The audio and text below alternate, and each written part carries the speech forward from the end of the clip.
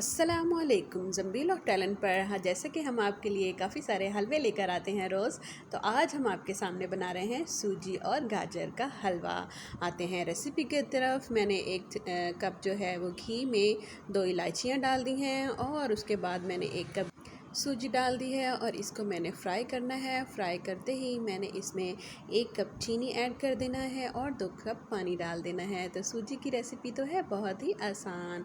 अगर आपने सेम इसी तरह क्वांटिटी सेम रखी और एंड में इसको अच्छे से एक बस आपने शुरू में थोड़ा सा इसको अच्छे से भूनना है और दूसरा एंड में फ्राई करना है। बस अगर ये 2 चीज़ों का आप ख्याल रख लेंगे तो आपका हलवा बहुत ही अच्छा बन जाएगा।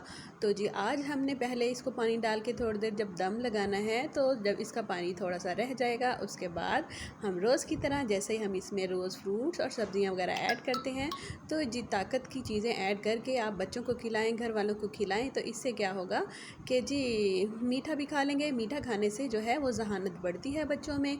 सो आप डेली इसी तरह की चीज़ें हलवों में डालकर बच्चों को थोड़ा थोड़ा खिलाएं, तो इंशाल्लाह इससे बच्चों का जहन भी बढ़ेगा और मीठा खाना जो है वो सेहत के लिए अच्छा भी होता है। बहुत ज़्यादा नहीं, लेकिन बच्चों के लिए बहुत ज़बरदस्त है। सो आज हमने इसमें गाजर ऐड की है।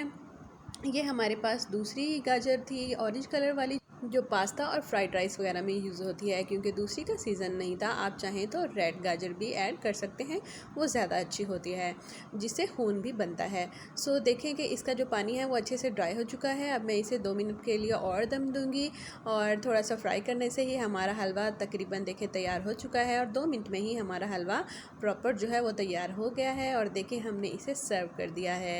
ये दिखने में भी बहुत कलरफुल और प्यारा लग रहा है और खाने में भी बहुत अच्छा है। वीडियो देखने के लिए थैंक यू। हमारा चैनल भी सब्सक्राइब कर दें। अल्लाह हाफिज़।